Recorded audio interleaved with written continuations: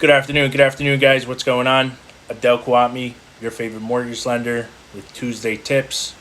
What we're going to talk about today is in regards to your credit scores, more or less how are your credit scores calculated, and what are some 7 different recommendations that I currently have in regards to what are some of the items that we can do as consumers in order to better our credit scores, or even as realtors and industry professionals to recommend to our clients in order to put them in the best possible standings to qualify for a home mortgage. Okay, so the first thing that we're actually going to go over is what is it that we do in order to calculate your credit score.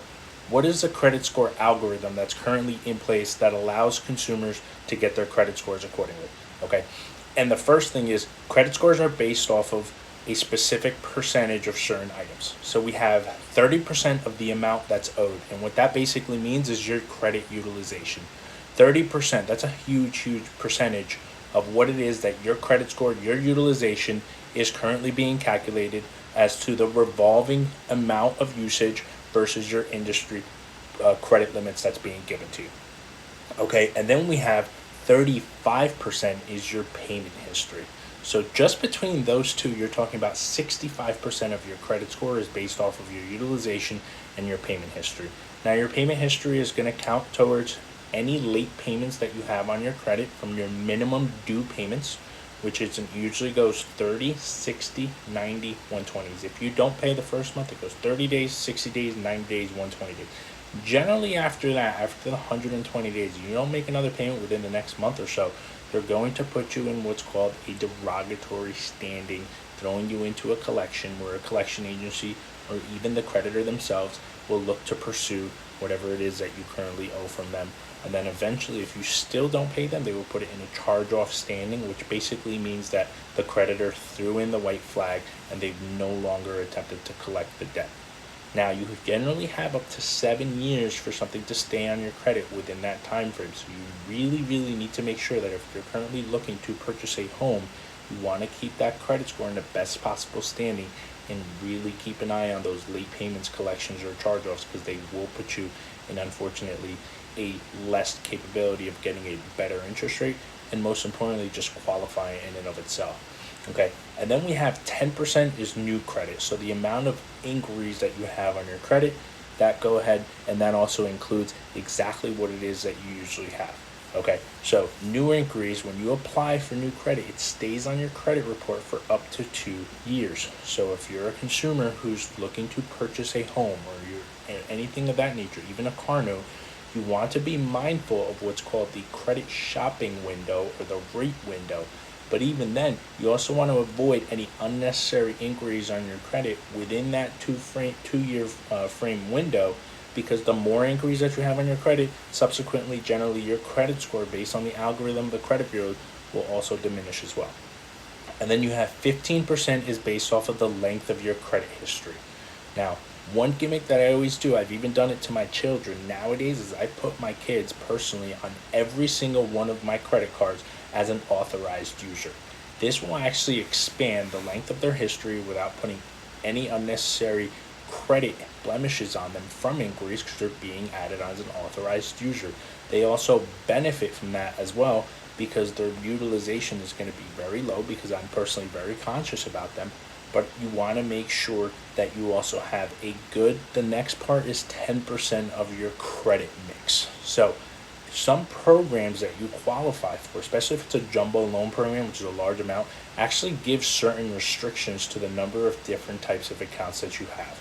So you want to have a mixture of accounts, going from whatever it is that you have in regards to installment notes, from a car note, student loans, personal loans, or whatever it is, into revolving pieces of credit. Revolving pieces of credit such as a Capital One, Discover, or any type of revolving credit that you have. Now, if you're a brand new person who's looking to get credit, what can you do in order to put you in the best capability? And some of the recommendations that I have is the first, and I recommend this to all of them, I mentioned it earlier, is being added as an authorized user on somebody's credit card account.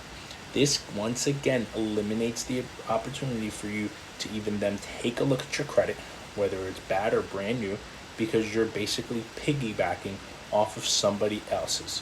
Okay, when you piggyback off of somebody else's credit, you automatically gain the benefit of the history, and you simultaneously also gain the benefit of what's called the lesser utilization if it's been in a good standing. Now, you also want to keep in mind if that person gets a late payment or a high utilization, that is going to hinder you personally from being able to qualify for a mortgage, okay? So that's kind of just a general understanding of what it is that constitutes our scores. Now, what I wanted to go over today was at least just some tips. We've kind of already covered them briefly of what you can personally do as a consumer or an industry professional to recommend to our clients. And the first thing, and it's obvious, pay your bills on time. It's easier said than done, but I can't tell you guys how many different clients I personally see along with on my teams that run into situations where they have late payments on their credit scores, and there's absolutely nothing that we can personally do in order to help them unless we do what's called a rapid rescore if it's a collection or a charge off. And even then, it's very difficult for us to be able to process that rapid rescore in time when you're purchasing a home. Okay, so pay your bills on time. We already went over, it takes about 35% of your current revolving credit is based off of just your payment history. So you want to make sure that your payment history is in the best possible standing. If you have, unfortunately, some disputes that are on your credit, in order to qualify for a mortgage, you may not have those disputes on your credit report depending on the loan program. And what does disputes mean? Disputes gives us the right under what's called the Fair Credit Reporting Act. It gives us the right to actually be able to disagree with the information being reported on our credit report because it's being reported inaccurately. Okay, so the Fair Credit Reporting Act gives all consumers, yourselves, the right to dispute the information that's being reported on your credit report because it's reported inaccurately or it's being reported incorrectly. Okay, so make sure you're aware of that. If you have a collection on there or a charge off that you are not aware of, or you are a victim of identity theft, you actually have a few opportunities in place of what you can do to dispute that information from your credit and get it removed. You want to make sure when you're going into the process of looking to purchase a home, you're in the best possible standing. I have some consumers who have credit scores as low as 615, 610, and are actually still able to qualify for a mortgage. But unfortunately, by the time they came to me, their credit scores were so low that there was really no time for us to put a detailed game plan together and get them processed. And their interest rates thereafter was unfortunately a little bit higher, or they had to even pay in some instances discount points just to be able to get the mortgage. Okay, you want to be careful. I cannot stress the importance of how important it is when you're qualifying for a mortgage. The correlation between your credit score and your interest rate, it is one of the most contributing factors that you currently have to look into when you are looking to purchase a home. Okay, so after you've paid your bills on time, you also want to get what's called your credit or utility bills reporting on your credit. Okay, now what this actually does is you can do it through Experian Boost. So Experian, to the best of my knowledge, is the only bureau that actually allows you to do this, but you can report your utility bills, your cell phone bills, and any of those other type of payments onto a free product called Experian Boost. If you are brand new in credit, this is another very, very helpful tool that you can do. And on the mortgage side, we actually are able to exclude self-reported utility bills because it's technically not a revolving liability. But again, when it comes to the algorithm of how the credit reports are being viewed, they will essentially give you credit if you are paying those in a good standing. The next is obviously pay off your debt and keep that utilization low. We went over 30% of your history constitutes based just off of how your utilization is. I always advise my clients do their best to keep their utilization at slim to none, if any, when you're purchasing a home. The amount of impact of 30% it has on your credit, in my personal opinion, sometimes even higher, of what your potential score can skyrocket. Okay, and then again, two different recommendations that you can do. If you add yourself as an authorized user, your utilization can simultaneously drop if that authorized user account is low. And then just paying off your debt. There's a couple different methods. There's one that's called a snowball method, which is basically you target, let's say most of your cards are maxed out. What you want to do is not pay a portion of each account. No, what you want to do is tackle each account. So first account, pay it off, get it to a zero balance or 10 to 15% balance, move on to the next account. pay it off or bring it to a minimum balance, move on to the next account. You do not want to try to tackle each account simultaneously and pay a small portion to each one, because the amount of interest by itself is going to keep catapulting, and you'll notice that the amount of payments that you've done is really not going to put a dent, and you're going to consistently be running into the same negative amortization of those payments. Okay. And then only apply for new accounts if your credit is needed. Okay. Like I said, 10% of your score is based off of the new credit. You want to make sure that you're personally being put in a good position where you don't have many inquiries and you're not being tempted to overspend, right? You walk into a retail store, whether it's Marshall's, Kohl's, or any of those stores who offer you 20% down on a purchase. It's very tempting, but you definitely want to put yourselves in the capability of limiting those number of inquiries and really holding off from those unnecessary inquiries on your credit, as those are the type of accounts that will keep your credit score hindered of being bucketed into the next tier of scores.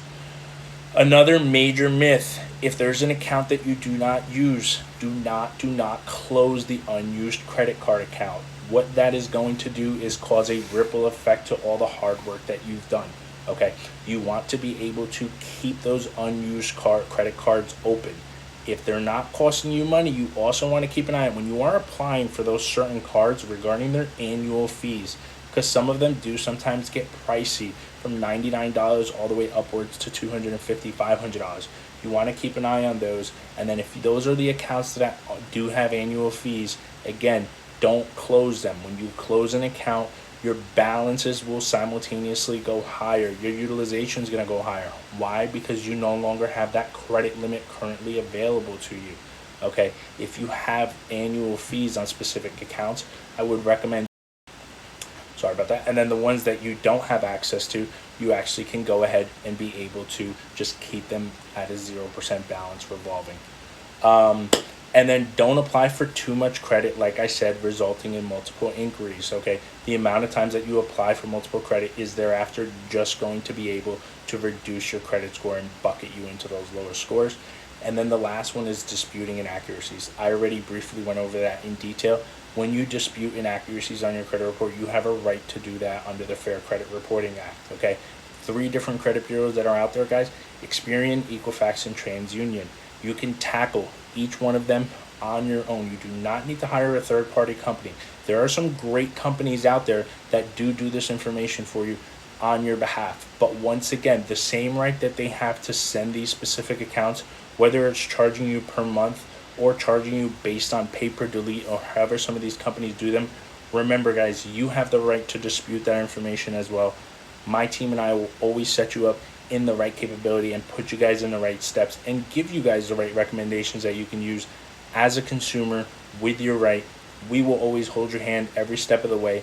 Analyze your credit, whether you're looking to purchase within the next 6 months, a year, or even 2 years mainly, and just set you guys up, not just from the credit standing, but also from an income standing, and put you guys in the best capability in order to be able to qualify for a mortgage, and most importantly, aim for that 850 credit score that we all want to get. All right, I appreciate you guys checking in. This video will be posted later on YouTube and all the social media channels. Please feel free to share them over and express the urgency with a lot of our clients and a lot of our friends that are out there. Thanks for jumping in, guys, and I'll catch you guys next week. Have a great day.